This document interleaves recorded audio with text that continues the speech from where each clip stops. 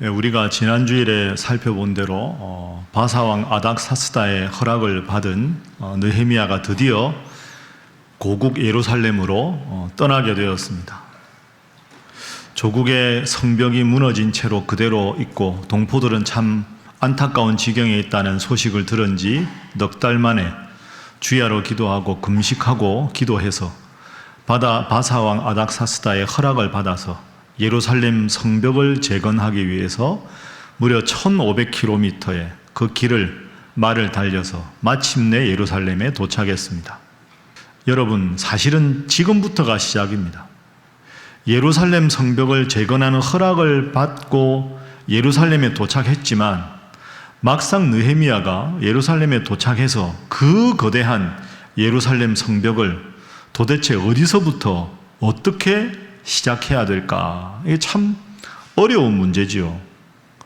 여러분이 만약에 느헤미야라고 한번 상상을 해보십시오. 예루살렘에 도착을 했는데 그 큰 예루살렘 성벽 재건 공사를 여러분이라면 어디서부터 어떻게 누구와 함께 시작하겠습니까? 이런 관점에서 느헤미야서를 읽으면 참 우리는 많은 교훈을 얻을 수가 있습니다. 자, 느헤미야가 과연 어디서부터 어떻게 이 문제를 처리했는지 살펴보겠습니다. 우선 느헤미야가 제일 먼저 한 일은 기도를 합니다. 그리고는 하나님, 이 문제를 어떻게 해결하면 좋겠습니까? 하고 기도하고 그 무너진 성벽 그 현장을 먼저 답사를 합니다. 자, 이 점을 한번 살펴볼까요? 오늘 본문 우리가 11절부터 읽었는데요. 자, 우리 11절 말씀을 화면으로 한번 보겠습니다. 자, 함께 읽습니다. 시작. 내가 예루살렘에 이르러 머무른 지 사흘 만에. 아멘. 저 11절 말씀에 따르면 예루살렘에 도착한 느헤미야가 사흘 동안은 아무것도 안 했다는 말입니다. 사흘 만에 무언가를 했다. 여러분, 이게 이상하지 않습니까? 신임 총독이 도착했습니다. 대제국 페르시아 왕의 특별한 군대 장관의 호위를 받으면서 보무도당당하게 예루살렘에 딱 들어왔습니다. 그러면 느헤미야를 지지하는 사람이든 반신반의하는 사람이든 적대하던 사람이든 제일 먼저 느헤미야를 주목했겠죠. 느헤미야가 드디어 예루살렘에 왔는데 제일 먼저 무슨 말을 할까? 제일 먼저 어떤 행동을 할까? 모두가 그 관심을 가지고 느헤미야를 바라보지 않았겠습니까? 그런데 도착해서 사흘 동안 느헤미야가 한 일이 없습니다. 아마 첫날에는 오랫동안 여행을 했으니까 몸이 지쳤으니까 좀 쉬는구나 했겠죠. 그러나 이틀도 아니고 사흘입니다. 흔히 하는 말로 골든타임이지요. 뭔가 일을 하려고 할 때 모든 사람이 가장 집중하는 그 사흘간 느헤미야는 아무것도 하지 않았습니다. 이상한 일입니다. 그 큰일을 앞두고 왜 느헤미야는 사흘간 아무것도 하지 않았을까요? 사람들이 실망했겠지요. 이상하다. 이 총독은 왜 이러나? 다들 궁금했을 겁니다. 그런데 이 사흘 동안 사람들 보기에는 아무것도 하지 않은 것 같았는데 사실 느헤미야는 아무것도 안 한 게 아닙니다. 중요한 일을 했습니다. 그 중요한 일이 이어지는 12절에 나옵니다. 자, 우리 12절 말씀은 우리 함께 화면 보면서 읽어보겠습니다. 시작. 내 하나님께서 예루살렘을 위해 무엇을 할 것인지 내 마음에 주신 것을 내가 아무에게도 말하지 아니하고 밤에 일어나 몇몇 사람과 함께 나갈새 내가 탄 짐승 외에는 다른 짐승이 없더라. 아멘. 자, 저게 뭡니까? 사흘간 느헤미야가 기도했다는 거죠. 다른 사람 보기에는 아무것도 안 한 것 같았는데 내 하나님께서 예루살렘에 도착해서 내가 뭘 하기를 원하실까 하는 것에 대해서 내 마음에 주신 것, 그게 임할 때까지는 하지 않겠다 하는 게 느헤미야의 결심이었습니다. 그런데 사흘간 기도하고 하나님께서 응답을 하신 거죠. 내 하나님께서 내 예루살렘을 위하여 내 마음에 하라고 주신 것, 그걸 따라서 이제 행동하기 시작합니다. 여러분, 새들 중에서 왕에 해당되는 새 중에 새가 뭡니까? 독수리죠. 독수리는 가장 높이 올라서 가장 멀리 날 수 있는 새 중에 왕에 해당되는 새입니다. 그런데 독수리가 가장 높이 올라서 가장 멀리 날기 전에 맨 먼저 하는 일이 있습니다. 그게 뭘까요? 자, 제가 문장을 썼는데 화면 보시죠. 독수리는 더 멀리 더 높이 날기 위해 제일 먼저 뭘 합니까? 날개를 접습니다. 날개를 펼치지 않습니다. 왜? 목적지가 정해지지 않았으니까. 딱 날개를 접습니다. 그리고는 창공을 응시하지요. 내가 지금 목적지를 어디로 할 것인가, 목표를 무엇으로 할 것인가를 맨 먼저 날개를 딱 접은 상태에서 아무런 날개짓도 하지 않습니다. 그리고는 정확하게 목표 지점이 정해지면 날개를 펴고 한껏 높이 올라갑니다. 공기의 저항, 바람의 저항을 최대한 줄일 수 있도록 제일 높은 곳에 올라가서 가장 멀리 쏜살같이 날개짓을 해서 목표 지점을 타격합니다. 그게 독수리입니다. 가장 높이 올라서 가장 멀리 가기 전에 제일 먼저 하는 일은 날개를 접는 일이다. 느헤미야의 사흘이 바로 느헤미야의 영적인 날개를 접은 겁니다. 하나님께서 바사에서부터 이곳까지 하나님 부르셔서 왔습니다. 제가 막상 예루살렘에 도착했는데 이 성벽을 재건하는 일은 무척이나 힘든 일입니다. 제가 먼저 움직이지 않겠습니다. 제가 먼저 말하지 않겠습니다. 하나님, 이 일을 어떻게 처리해야 할지 저에게 지혜를 주십시오. 하나님께서 제게 하라는 대로 이 종은 듣겠습니다. 그 영적인 날개를 딱 접고 사흘간 하나님의 응답을 기다린 거죠. 그리고는 하나님께서 하라는 그 말씀을 따라서 느헤미야가 드디어 움직이기 시작합니다. 그것이 두 번째로 기도의 응답입니다. 하나님이 뭐라고 말씀하셨습니까? 현장을 답사하라. 확인 한번 해볼까요? 방금 읽은 12절 말씀을 다시 한번 보십시오. 내 하나님께서 예루살렘을 위해 무엇을 할 것인지 내 마음에 주신 것, 그게 뭐냐? 아무에게도 말하지 않고 밤에 조용하게 일어나서 가장 믿을 만한 소수의 사람들과 함께 나갑니다. 짐승의 소리가 날까봐 짐승도 느헤미야의 탄 말 외에는 아무 짐승도 동행시키지 않습니다. 은밀하게 밤에 조용하게 나갑니다. 어디를 나갔는가? 13절부터 15절에 나오는데요. 자, 13절 말씀 우리 화면 보면 함께 읽어보겠습니다. 시작. 그 밤에 골짜기 문으로 나가서 용정으로 분문에 이르는 동안에 보니 예루살렘 성벽이 다 무너졌고 성문은 불탔더라. 아멘. 느헤미야가 뭘 했습니까? 제일 믿을 만한 소수의 사람들과 낮에 사람들의 눈에 띌 수 있으니까 한밤중에 조용하게 나가서 그 회파된 성벽을 다 살핍니다. 용정은 그 성벽에 붙어 있는 우물입니다. 제일 중요한 게 식수니까 그 성문 안에 용정, 그 우물물이 완전히 말랐는지, 지금은 우물이 덮여 있지만 식수로 사용할 수 있는지 그 여부를 본 거지요. 그 용정을 지나서 분문을 갑니다. 분문은 성 안에 있는 모든 거민들이 버리는 오물과 쓰레기가 모여 있는 분문입니다. 얼마나 회파되었는지를 철저하게 본 거지요. 그리고는 세 번째로 성벽이 얼마나 무너졌는가, 마지막 네 번째로 성문은 완전히 불탔는가, 일부를 복구할 수 있는가 철저하게 살폈습니다. 그렇습니다. 현장 답사를 한 거죠. 여러분, 어떻게 하면 우리가 일상생활 속에서 직장생활하면서 생활신앙인으로 잘 살 수 있을까요? 느헤미야를 통해서 두 가지를 배우십시오. 첫 번째는 방금 우리가 읽은 대로 이것입니다. 따라해 보시죠. 기도보다 앞서지 말게 하소서. 여러분 믿습니까? 느헤미야는 바사에서도 넉 달간 주야로 금식하고 기도합니다. 예루살렘에 도착해서도 제일 먼저 무엇을 어떻게 해야 될지 하나님 앞에 기도했습니다. 기도로 일을 시작하고 기도로 일을 마치는 사람입니다. 여러분이나 저나 일하다 보면 하나님이 응답도 안 하셨는데 괜히 마음이 급해서 조급하게 하다가 일을 그르치고 후회하는 일이 얼마나 많습니까? 항상 모든 일을 할 때 기도하고 응답받아서 움직이는 여러분 되시기를 주님 이름으로 축복합니다. 그 기도의 응답으로 느헤미야가 두 번째로 한 일은 철저하게 현장 위주로 사역을 한 거지요. 밤에 은밀하게 나가서 용정과 분문과 성벽과 성문을 철저하게 다 둘러보았습니다.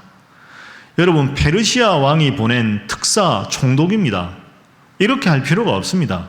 낮에 밝을 때 자, 예루살렘 성벽을 재건할 터이니 성벽을 잘 아는 신하들은 상황을 보고하라 하면 그 상황을 잘 아는 신하들이 와서 이 총독에게 보고하지 않았겠습니까? 그럼 가만히 앉아서 고생하지 않고 모든 보고를 구두로 다 들으면 될 일입니다. 그러나 그러면 안 됩니다. 왜? 철저하게 리더는 윗자리에 있는 사람은 문제의 본질을 정확하게 알아야 합니다. 무엇이 문제인지, 얼마나 문제가 심각한지를 알아야 아랫사람에게 정확하게 지시를 내릴 수가 있지요. 그래서 느헤미야는 철저하게 문제를 파악을 한 겁니다. 만약에 누군가 구두로 보고한 것을 그냥 듣고 일을 시작하면 윗사람이 판단을 잘못하면 아랫사람이 얼마나 고생을 합니까? 얼마나 많은 시행착오를 겪겠습니까? 여러분 직장생활 다 해보셔서 아실 텐데 현장을 모르는 윗사람이 그냥 문서만 보고 지시했을 때 스트레스 받고 괜히 쉬운 길 두고 억지로 오래 그래서 일도 제대로 안 된 경험이 얼마나 많습니까?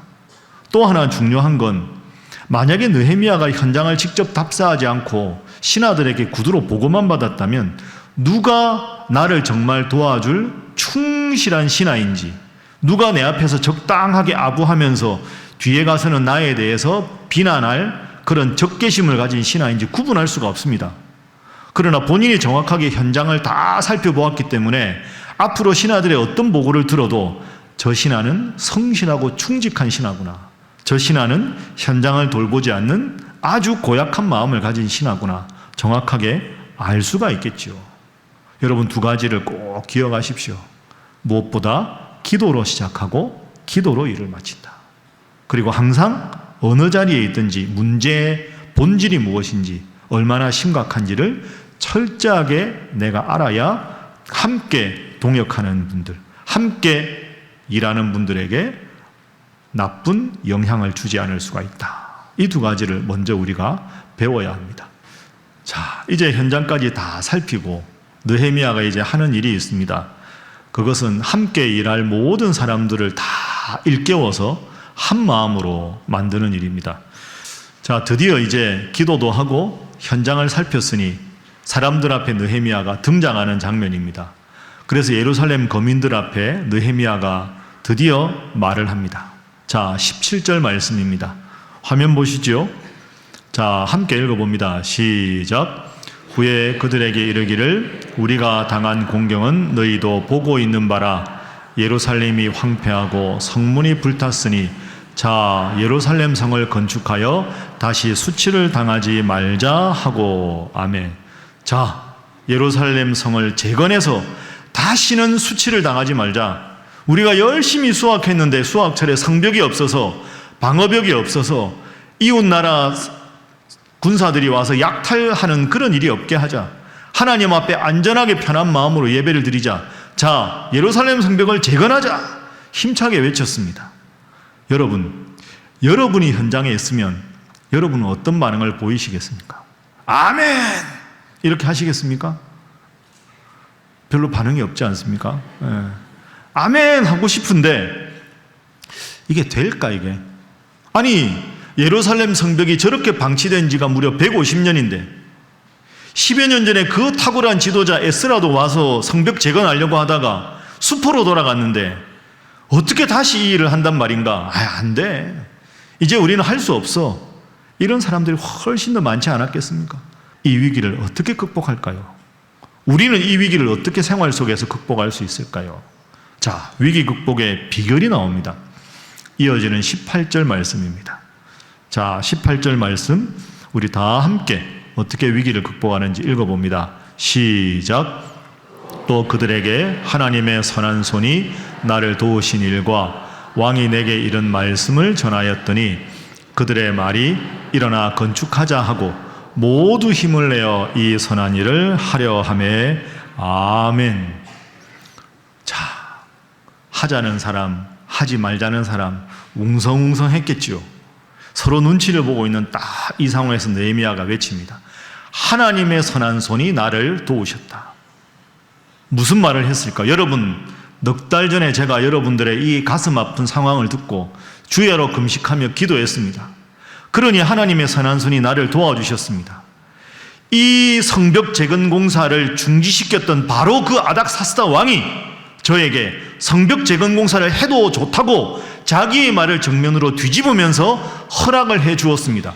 하나님의 선한 손이 그 명령을 번복하면서까지 왕의 마음을 바꾸어 주셨고, 왕에게 모든 행정조서를 내게 내려서 이 예루살렘까지 편하게 오게 하셨습니다.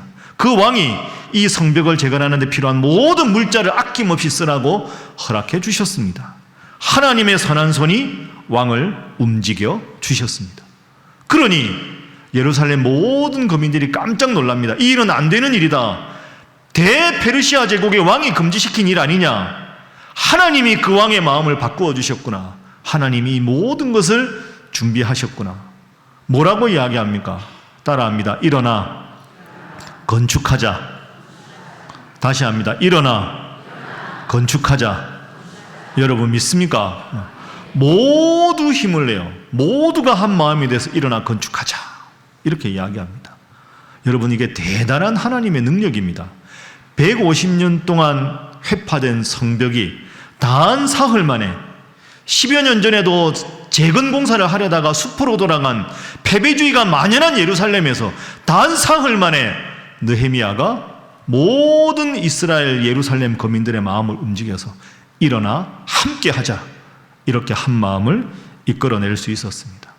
물론 반대하는 사람들은 여전히 있었습니다. 19절과 20절에 나옵니다. 19절 말씀 한번 화면으로 보십시오. 호론 사람 산발랏, 종이었던 암몬 사람 도비야, 아라비아 사람 게셈, 이 세 사람은 그 말을 듣고 뭘 건축해? 업신여깁니다. 그리고 비웃습니다. 너희가 하는 일은 페르시아 왕을 배반하는 일이다. 막 정면에서 비판을 하지요. 그러나 느헤미야는 아랑곳하지 않습니다. 20절 보십시오. 내가 그들에게 대답하여 이르되 하늘의 하나님이 우리를 형통하게 하실 것이다. 너희들은 그런 부정적인 말 하지 말아라. 하늘의 하나님이 우리를 형통하게 하실 것이다. 하나님이 우리 편인데, 하나님이 왕의 마음을 바꾸어 주셨는데 왜 지금 여기서 반대하느냐 하고는 단칼에 그들의 반대를 아무 의미 없이 치부해 버립니다. 여러분, 느헤미야 멋지지 않습니까? 한 사람, 딱 한 사람이 변화되니까 온 예루살렘이 변화가 되었습니다. 느헤미야 한 사람의 능력이 이렇게 대단한 거죠. 사랑하는 우리 신일교회 성도 여러분, 여러분이 여러분의 가정에서, 여러분의 직장에서, 일터에서, 우리 신일교회에서 느헤미야와 같은 분 될 수 있기를 주님 이름으로 축복합니다. 기도로 일을 시작하고 하나님 주신 응답을 받고 일을 할 때, 그리고 그 입술에 하나님께서 담대한 능력을 주셨을 때 느헤미야 한 사람이 이 위대한 예루살렘 성벽 재건 공사를 단 52일 만에 마무리하는 기적으로 하나님 응답해 주셨습니다. 여러분의 지금 삶의 문제가 아무리 크고 힘들고 어렵다 할지라도 내가 하나님의 손에 붙잡히면, 내가 느헤미야가 되면 하나님은 내 삶에도 능력과 기적으로 함께 해주실 것이다. 그 믿음으로 늘 기도하고 주님을 체험하는 여러분 되시기를 주님 이름으로 축복합니다. 그럼 이제 오늘 이 말씀을 오늘 우리의 현실에 한번 적용을 해보겠습니다. 먼저 우리 신일교회 한번 적용을 해보죠. 여러분, 우리 신일교회는 앞으로 더 잘 안 될까요? 잘 될까요? 믿음이 좋으십니다, 여러분. 네. 무엇보다 저는 제 자신을 보니까 잘 될 것 같습니다. 제가 뭐 능력이 있다 이런 뜻이 아니고, 제가 이런 걸 쭉 통계조사를 분석을 하고 교회론 강의를 준비하고 하다 보면 이게 참 어렵구나, 현실이 참 어렵다, 이런 마음이 듭니다. 현실이 어려우면 낙심이 되고 이걸 어떡할까 한숨이 나와야 하는데, 저는 그렇지 않습니다. 문제가 있으면 그 문제를 해결할 능력이 하나님께 있는 줄로 믿습니다. 느헤미야가 얼마나 어려웠습니까? 예루살렘 성벽을 본인이 다시 재건하고 싶다고 해도 누구나 얼마나 많은 사람들이 호응할지 아무도 몰랐지만 하나님 앞에 바로 섰을 때 느헤미야 한 사람의 능력이 온 예루살렘 성민을 바꾸지 않았습니까?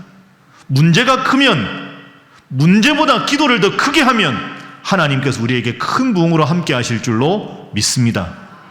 그래서 저는 이런 현실을 분석하면 더 가슴이 뜨거워집니다. 하나님, 도심의 부흥을 허락해 주십시오. 한국교회가 지금 어렵고 힘든 상황이 있다 할지라도 우리가 하나님 잘 믿으면 하나님께서 우리 신일교회를 건강한 교회로 만들어주시고 우리 신일교회 성도들을 행복하게 만들어주실 줄로 믿습니다. 교회가 부흥한다는 게 그저 교인들 숫자만 많아지는 걸 말씀드리는 게 아닙니다. 예배 때마다 하나님께서 기뻐 받으시는 예배를 드리고 말씀을 받을 때마다 아멘으로 응답하고 삶 속에 직장생활 나가서 생활신앙인으로 살아가고 내 인생에 가장 잘하는 것이 하나님 믿는 것이라고 고백하고 하나님을 믿는 성도라는 것이 자부심이 생기고 신일교회 성도라는 것이 행복하면 하나님께서 여러분의 인생에도 큰 복과 은혜로 함께 하실 줄로 믿습니다. 그게 바로 진정한 부흥인 것이지요. 오늘 이 느헤미야의 그 엄청난 음성을 들어보십시오. 20절 말씀 다시 한번 우리 화면으로 보겠습니다. 한번 저를 따라해 보시죠. 하늘의 하나님이 우리를 형통하게 하시리니. 여러분 믿습니까? 이번 한 주간은 딱 저 말씀을 외우십시오. 여러분 앞으로 인생에 큰 어려움이 있고 문제가 있고 내일 당장 일터에 가도 이 문제 어떻게 해결해야 되나 답답하고 가정에서도 참 어려운 기도 제목이 있으면 저 기도 제목을 항상 외우십시오. 자, 한번 해보죠. 가슴에 손 한번 올려보시죠. 저를 따라합니다. 하늘의 하나님이 나를 형통하게 하실 것이다. 여러분 믿습니까? 다시 합니다. 하늘의 하나님이 우리 가정을 형통하게 하실 것이다. 하늘의 하나님이 나의 일터를 형통하게 하실 것이다. 하늘의 하나님이 우리 신일교회를 형통하게 하실 것이다. 여러분 믿습니까? 자, 우리 하나님께 영광의 박수 하겠습니다. 이제 말씀을 정리하겠습니다. 오늘 생활신앙인 느헤미야 세 번째 시간을 마칩니다. 한번 그동안의 느헤미야서 1장부터 한번 교훈을 기억해 보십시오. 느헤미야는 대제국 페르시아 바사의 술 맡은 관원, 지금으로 말하면 청와대 비서실장의 높은 직책에 있었습니다. 높은 직책에 있었지만 여전히 겸손하여 하나님을 잘 섬긴 사람, 성공에 오염되지 않은 신앙인이었습니다. 그 속에서 조국 예루살렘 남유다의 성벽이 회파되었다는 그 안타까운 소식을 들었을 때도 하나님 앞에 기도합니다. 왕의 최측근이었지만 보이는 왕에게 부탁하기 전에 보이지 않는 하나님 앞에 넉 달간 간절히 기도하고 하나님께서 그에게 기회를 주셨을 때 하나님 주신 지혜로 왕 앞에 나갔을 때 그 왕이 이 느헤미야의 말을 듣고 자신의 입장을 번복하면서까지 모든 행정적인 조치와 물자까지 다 보내서 성벽을 재건하게 하나님께서 그의 마음을 바꾸어 주셨습니다. 오늘 드디어 예루살렘에 도착한 느헤미야는 조급해서 자기의 생각으로 일을 하기 전에 사흘간 간절하게 하나님 앞에 기도하고 하나님께서 제일 먼저 은밀하게 성벽을 답사하라. 그 말씀 따라서 성벽을 다 답사하고 온 백성들을 모아놓고 하나님의 선한 손이 어떻게 나를 인도하셨는지를 권세 있게 말할 때 온 백성들이 일어나 건축하자 한 마음으로 희망을 외칠 수가 있었습니다. 오늘 이 느헤미야의 귀한 교훈을 생각하고 기도보다 앞서지 않고 하나님께서 주신 지혜로 하나하나 여러분의 문제에 접근하셔서 문제보다 크신 하나님, 여러분의 인생에 형통한 복으로 함께 하시는 하나님, 여러분의 인생에 기적으로 함께 하시는 하나님, 그 하나님을 삶 가운데 경험하며 살아가는 여러분 모두가 되시기를 주님 이름으로 축복합니다.